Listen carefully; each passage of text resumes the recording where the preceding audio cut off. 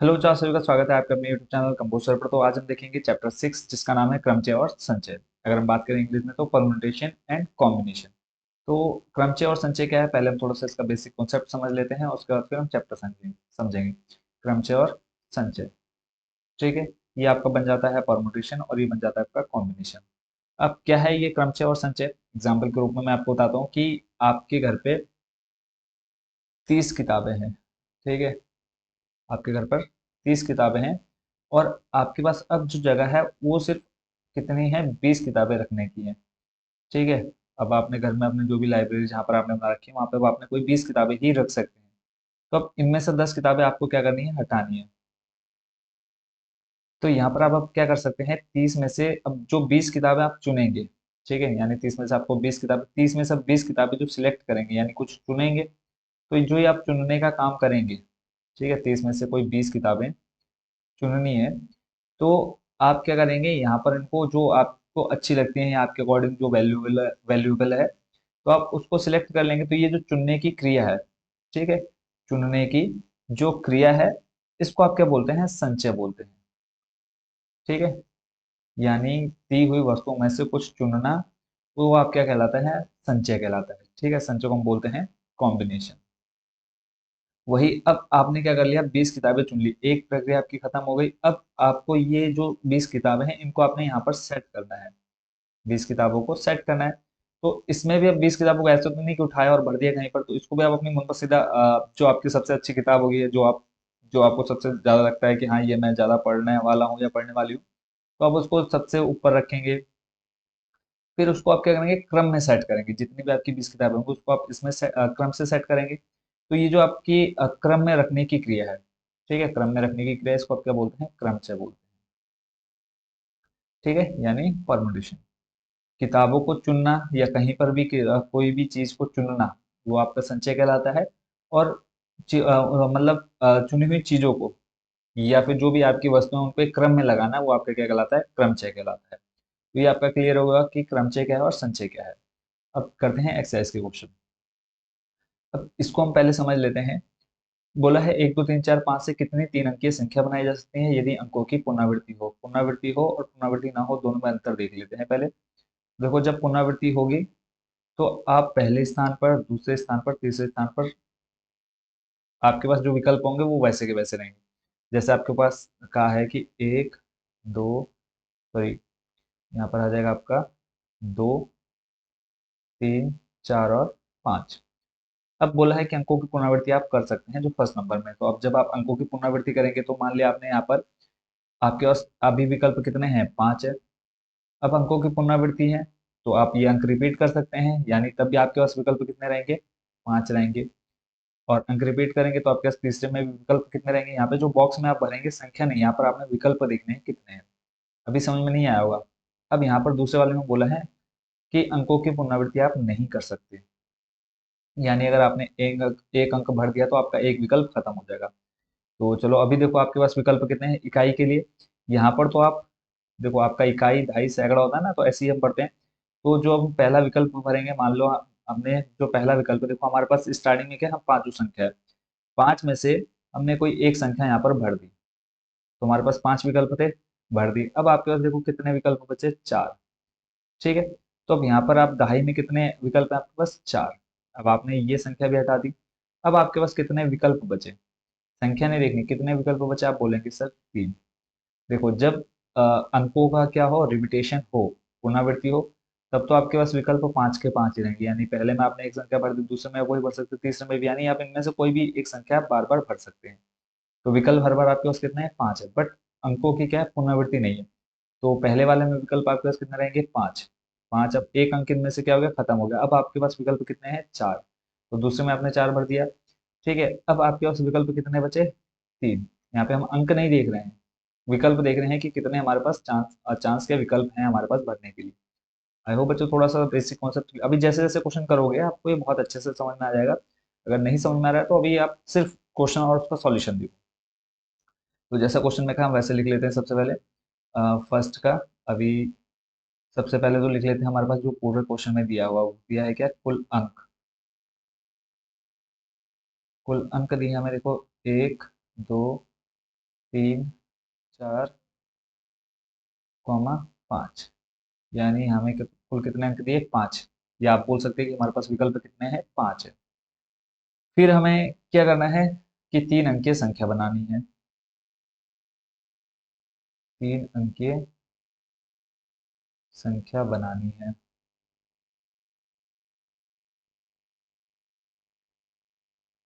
अब इसके लिए आपके पास दो कंडीशंस है। पहले, जब अंकों की पुनरावृत्ति हो, यहाँ पर हम लिख लेते हैं जब अंकों की पुनरावृत्ति हो।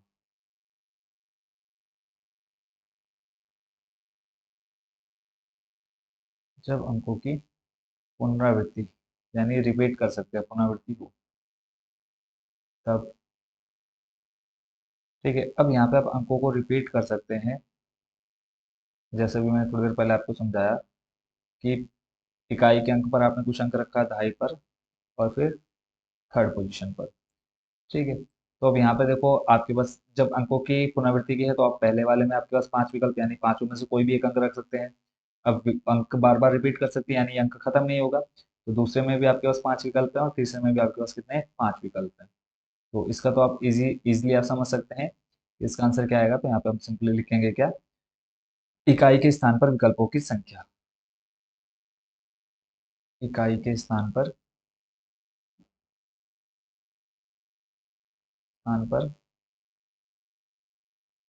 विकल्पों की संख्या कितनी आ जाएगी। इकाई के स्थान पर देखो आपके पास 5 है। ऐसे ही आप लिखेंगे दहाई, इसको आपने पूरा कंप्लीट करना है। दहाई के स्थान पर विकल्पों की संख्या। अब ये कौन सा करना है, जब अंकों की पुनरावृत्ति है, ठीक है। और उसके बाद ऐसे ही सैकड़ा, सैकड़ा के स्थान पर विकल्पों की संख्या, तब भी आपके पास कितना है, 5। तो कुल तरीकों से आप कितनी संख्या भर सकते हैं, कुल तरीकों की संख्या आप लिखेंगे लास्ट में। कुल तरीकों की संख्या, सिंपल आपने मल्टीप्लाई करा देनी है। 5 गुणा 5 गुणा 5। तो फाइनल जो आंसर देखो, 5 पंजे 25, 25 पंजे आ जाएगा आपका 125। यानी आपसे जैसे क्वेश्चन में कहा है कि कितनी संख्या बनाई जा सकती है 3 अंकों की, तो आप लिखेंगे जब अंकों की पुनरावृत्ति हो तब 3 अंकों की कुल 125 संख्याएं बनाई जा सकती हैं, ठीक है। लास्ट लाइन आपने ये कंप्लीट करनी है। अब ऐसे ही नंबर सेकंड है, जब अंकों की पुनरावृत्ति क्या हो, ना हो। ऊपर तो सेम रहेगा आपका, तो नंबर सेकंड आप लिखेंगे यहाँ पर। और इसमें आ जाएगा जब अंकों की पुनरावृत्ति ना हो। जब अंकों की पुनरावृत्ति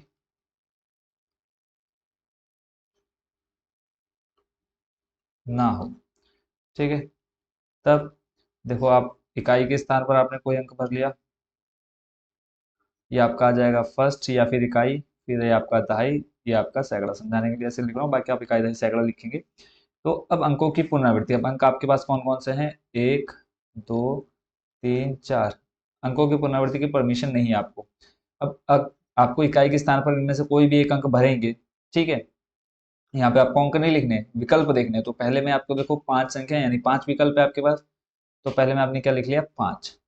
अब ये आपने मान लो इनमें से कोई एक संख्या आपने भर दी, कोई भी भर दी, जरूरी नहीं कि 5 ही भरी आपने, 1 2 3 4 कोई भी एक संख्या भर दी। चलो मैं एग्जांपल, आप कहेंगे कि 5 से 5 आ जाएगा, तो मैंने मान लिया कि यहाँ पे हमने एक संख्या भर दी, ठीक है। यानी पहले वाले में हमारे पास विकल्प थे 5। अब एक जब भर दिया हमारे पास, अब अंक नहीं हम रिपीट कर सकते, तो हमारे पास कुल कितने विकल्प बचे, देखो 1 2 3 4 बचे। अब दूसरे वाली पोजीशन पर भी इनमें से हम कोई अंक भर देंगे, तो अभी हमारे पास कितने विकल्प हैं, 4 विकल्प हैं। मान लिया हमने दूसरे वाले पर 3 भर दिया, ठीक है। तो अब एक विकल्प और हमारे पास खत्म हो गया। अब हमारे पास कितने अंक बचे, 3। अब तीसरे नंबर पर हमें कोई क्या करना है, भरना है। तो तीसरे नंबर पर आप क्या कर सकते हैं, अब इनमें से फिर आप तीसरे नंबर पर कोई एक अंक भरेंगे। तो अभी विकल्प आपके पास कितने, 1 2 3। तो आपने एक अंक भर दिया, तो ये आपके पास कितने विकल्प थे, टोटल 3 विकल्प थे। क्लियर हो गया, बस इसी को आपने मन में डाउट बिल्कुल नहीं रखना है। ये अगर आपका क्लियर हो गया तो आपको कोई भी दिक्कत नहीं होने वाली, ठीक है। तो ऐसे ही अब यहाँ पे आप लिखेंगे इकाई के स्थान पर विकल्पों की संख्या, ऐसी दहाई फिर सैकड़ा। तो यहाँ से मैं इसको कॉपी ही कर लेता हूँ बार बार पूरा लिखने से अच्छा।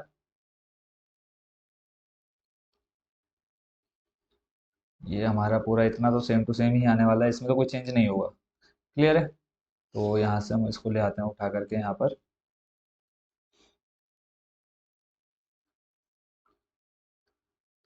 ये आपका सेकंड नंबर के लिए है।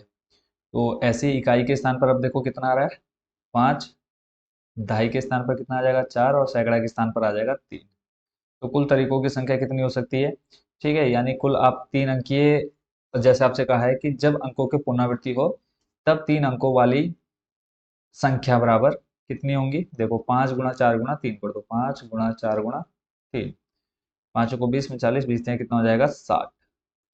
तो लास्ट लाइन आपने क्या लिखनी है कि जब अंकों की पुनरावृत्ति की अनुमति हो तब इन अंकीय संख्या एक सॉरी खाली कितनी बनाई जा सकती है, 60 बनाई जा सकती है। तो इसी के साथ आपका नंबर फर्स्ट हो चुका है कंप्लीट। आई होप बच्चों आप ये फर्स्ट नंबर अच्छे से समझ गए होंगे। चलते हैं अब नंबर सेकंड पर। सेकंड नंबर में कहा है अंक 1 2 3 4 5 6।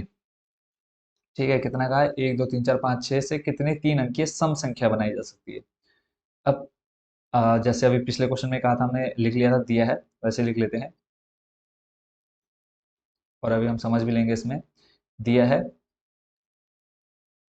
कुल अंक या कुल संख्या बराबर, कुल अंक आपके पास दे रखे हैं, देखो 1 2 3 4 5 6, यानी कुल आपके पास अंक कितने हैं, 6। ठीक हो गया। अब हमें क्या बनाना है, 3 अंकीय सम संख्या बनानी है। 3 अंकीय सम संख्या बनानी है।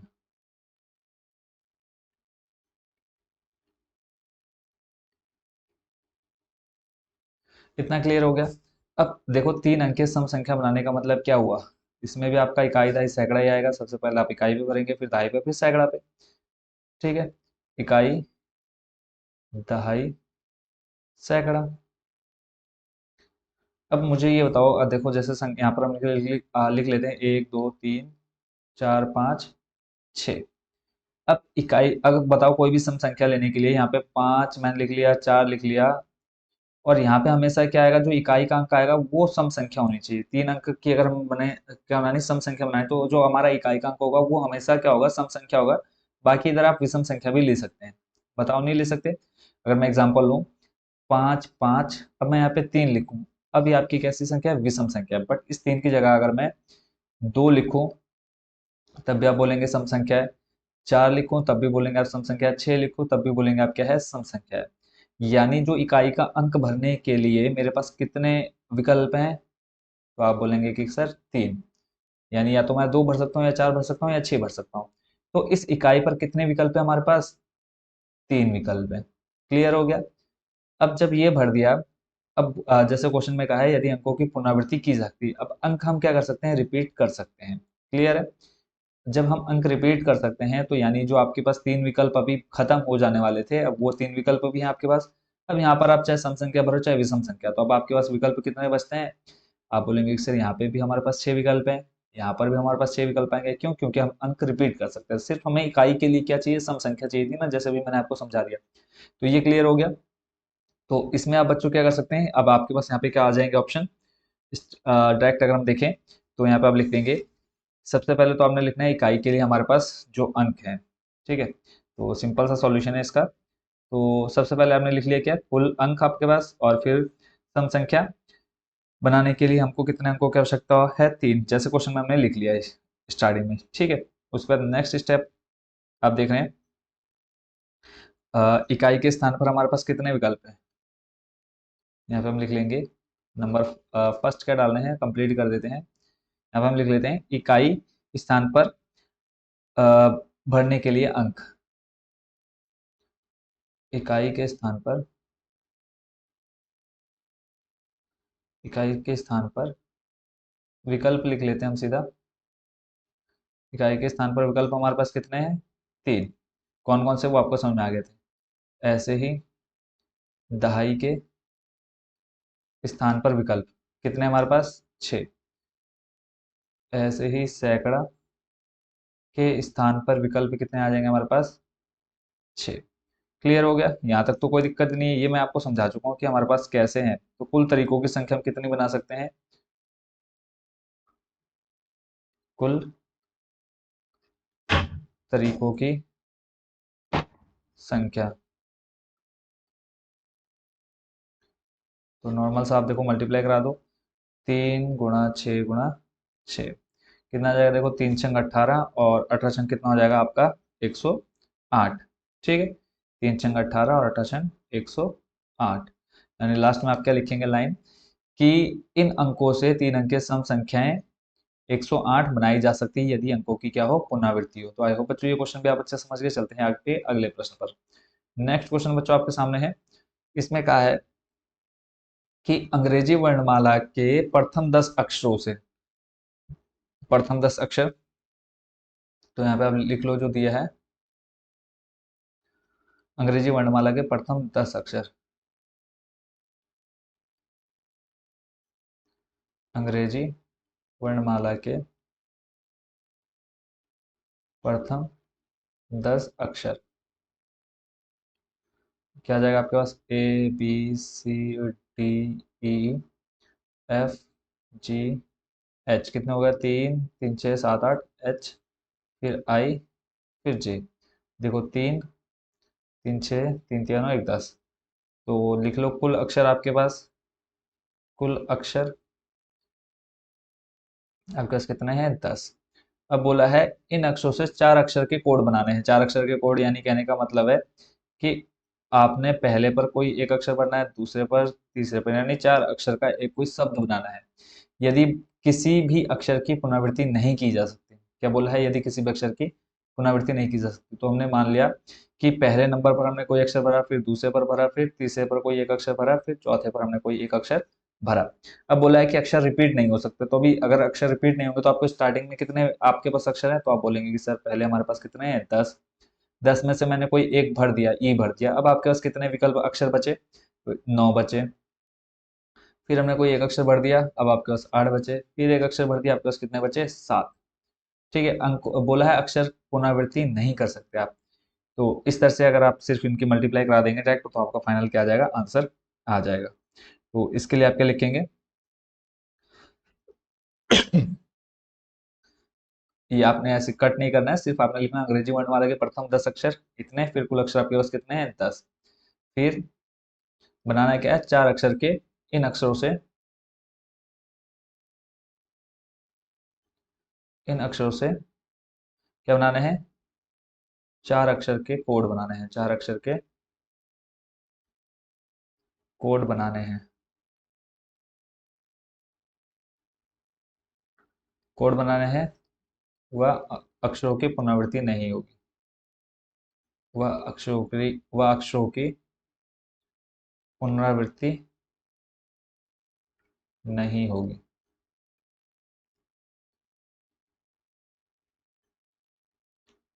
ठीक हो गया? जब अक्षरों की पुनरावृत्ति नहीं होगी, आप ऊपर समझ चुके हैं कि क्या आएगा। तो यहाँ पे हम लिख देंगे कि प्रथम स्थान पर आने वाले अक्षर के विकल्प, प्रथम स्थान पर भरने के लिए विकल्प, प्रथम स्थान पर भरने के लिए विकल्प। कितने विकल्प हैं हमारे पास स्टार्टिंग में? तो आपने समझ लिया है, 10। ऐसे ही द्वितीय या फिर दूसरे, द्वितीय स्थान पर भरने के लिए विकल्प, दूसरे में आपके पास कितने हैं? 9। ऐसे ही तीसरे के लिए, तीसरे या तृतीय, जैसा आप लिखना चाहें, कोई दिक्कत नहीं है। तृतीय स्थान पर भरने के लिए विकल्प 8। ऐसे ही चतुर्थ या फिर चौथे, चतुर्थ विकल्प पर, ये आपने पूरी लाइन रिपीट कर देनी है। तो आपके पास कितने हैं? 7। ठीक है, तो लास्ट में आप क्या लिखना है? 4 अक्षर के कोड बनाए जा सकते हैं बराबर, तो कुल 4 अक्षर के, 4 अक्षर के कोड बनाए जा सकते हैं, बनाए जा सकते हैं, बराबर आ जाएगा आपका क्या? 10 गुणा 9 गुणा 8 गुणा 7। देखो 10 नम हो जाएगा 90, 7 8 हो जाएगा कितना, 56। सॉल्व कर लो, एक जीरो का एक जीरो। फिर 6 नम हो जाएगा 54, 54 का 4, 80 लगा 5, फिर 5 नम 45, और 5 कितना हो जाएगा 50। 5 नम 45 और कितना हो जाएगा 50। तो यहाँ पे आपके पास कितने आ गए टोटल, 5040। यानी कितने आप बना सकते हैं चार अक्षर के कोड, 5040। ठीक है, इसी के साथ आपका ये क्वेश्चन भी कंप्लीट। इसको आप लिख दीजिए 5040। तो लास्ट लाइन आप क्या लिखेंगे कि अंग्रेजी वर्णमाला के प्रथम 10 अक्षरों से 5040 चार अक्षर के कोड बनाए जा सकते हैं। तो ये क्वेश्चन आप अच्छे से समझ गए होंगे। चलते हैं अगले प्रश्न पर, प्रश्न नंबर 4। प्रश्न नंबर 4 में आपसे कहा है कि जीरो से 9 तक के अंकों का प्रयोग करके कितने 5 अंकीय टेलीफोन नंबर बनाए जा सकते हैं। अब इसमें दिया है अ, अंक, या फिर हम लिख लेते हैं दिया है कुल अंक। कुल अंक हमको दे रखा है 0 से 9, यानी 0 1 2 3 4 5 6 7 8 और 9। तो कुल अंक आपके पास कितने हैं, 1 2 3 4 5 6 7 8 9। तो देखो सीधा सीधा होगा, एक आपका जीरो आ जाएगा, तो कितने हो जाएंगे आपके पास, 10 होंगे या 8? जल्दी बताओ। हमें दे रखा है कितना टोटल, कुल अंक हमारे पास आ जाएंगे 10। ठीक है, कुल अंक कितने आ गए 10। और हमको बनाना है क्या है, 5 अंकीय टेलीफोन नंबर बनाने हैं। 5 अंकीय टेलीफोन नंबर बनाने हैं। नंबर बनाने हैं। और जैसा प्रश्न में कहा है, प्रश्नानुसार लिख लो, या फिर कहा दिया है कि जो आपका स्टार्टिंग का है, यानी प्रत्येक जो नंबर है वो क्या है, 67 से आरंभ होता है। 67 से आरंभ होने का मतलब है कि आपके दो जो पोजीशन है वो आपकी फिक्स है। टोटल 5 बनाने, देखो 1 2 3 4 5। 1 2, तो देखो पहला, दूसरा, तीसरा, चौथा, पांचवा। अब अगर मैं विकल्प की बात करूं, देखो आपके पास और फिर बोला है कि और कोई अंक एक बार से अधिक नहीं आता है, ये आपको यहाँ पर बाउंडेशन दे दी गई है, कंडीशन दे दी गई कि कोई अंक रिपीट नहीं करना है। अब आपके पास कुल अंक इतने हैं, इनमें से आपके पास देखो पहले विकल्प में आपके पास कितने थे टोटल, 10 थे। ठीक है, यानी आपका जो पहला नंबर है, इस पहले वाले के लिए विकल्प बताओ कितने हैं। देखो पहले और दूसरे में उन्होंने बोल दिया है कि यहाँ पर 6 आएगा, यहाँ पर 7 आएगा, यानी इन दोनों के अलावा और कोई अंक नहीं आ सकता। यानी पहले वाले में आपके पास विकल्प कितने हैं, एक। दूसरे वाले में भी आपके पास विकल्प कितने हैं, दो। सॉरी, दो कह रहा हूँ, एक। ठीक है, यानी पहले सिर्फ आप 6 भर सकते हैं, फिर आप 7 भर सकते हैं, यानी एक अंकीय है, एक अंकीय है। तो एक एक अंक ही आप यहाँ पे भर सकते हैं, इसके अलावा और कोई अंक, अगर मान लो यहाँ पे बोला होता कि कोई भी अंक भर सकते हैं, अगर कंडीशन नहीं दी होती, मान लो 6 और 7 नहीं दिया होता, बोला होता कि यहाँ पर सिर्फ आपको अंक भरने हैं, 5 अंक के टेलीफोन नंबर बनाने हैं और अंक रिपीट नहीं करना है, तो फिर आपके पास यहाँ पे पूरा रास्ता खुला होता है। यहाँ पे आप पूरे इनमें से कोई भी एक अंक भरते हैं, यानी आपके पास विकल्प कितने थे, 10 होते। बट यहाँ पे बोला है कि सिर्फ 6 ही आएगा, यानी आपके पास विकल्प कितना है, एक ही। इसके अलावा और कोई विकल्प नहीं दिया है। यहाँ पे भी दूसरे नंबर पे आपके पास एक विकल्प है। तो जब आपने ये दो विकल्प आपने हटा दिए, यानी दो अंक आपके हट गए, अब आपके पास देखो तीसरे स्थान पर आप इनमें से कोई भी संख्या भर सकते हैं, कोई भी अंक भर सकते हैं। तो तीसरे वाले के लिए आपके पास कुल कितने विकल्प हैं, देखो 1 2 3 4 5 6 7 8। तीसरे वाले के लिए आपके पास कितने विकल्प हैं, 8। जब हमने एक अंक और भर दिया तीसरे पोजीशन पर, कोई भी भर दिया, हम सिर्फ विकल्प यहाँ भर रहे हैं। ठीक है, और जब एक अंक और भर दिया तीसरी पोजीशन पर, कोई अंक आ गया, तो अब देखो आपके पास कितने हैं, जब एक अंक और गया तो आपके पास चौथी पोजीशन के लिए 7 विकल्प बचे। पांचवी पोजीशन के लिए कितने बचे, चौथी चौथी के लिए आपके पास 7, और पांचवी के लिए कितने विकल्प बचे आपके पास, 6। आई होप बच्चों ये समझ में आ गया होगा आपको। तो अब सिंपल यहाँ पे आप लिखेंगे प्रथम स्थान पर भरे जाने वाला अंक, या फिर प्रथम स्थान पर भरे जाने वाले अंकों के लिए विकल्प। ठीक है, लिख देंगे आप क्या, प्रथम स्थान पर भरे जाने वाले अंक। इसको हम यहाँ पर एक साइड में लिख लेते हैं। अ, लिख लो आप, प्रथम लिख लो, इंग्लिश में ज़्यादा नहीं जाना हमने। प्रथम स्थान पर भरे जाने वाले भरे जाने वाले अंकों का विकल्प, भरे जाने वाले अंकों का विकल्प।